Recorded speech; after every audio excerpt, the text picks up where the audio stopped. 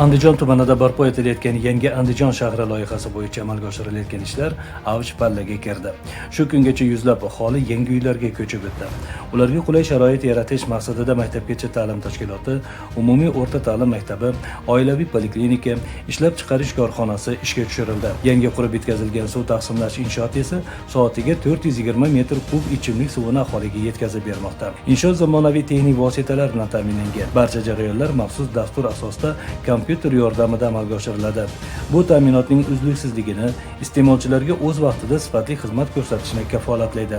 2024-yilda 33 milliard so'mlik loyiha asosida Express Bunyodkor servis mas'uliyati cheklangan jamiyati tomonidan qurilishi boshlangan ushbu inshootning sig'imi 4000 metr kubdan iborat.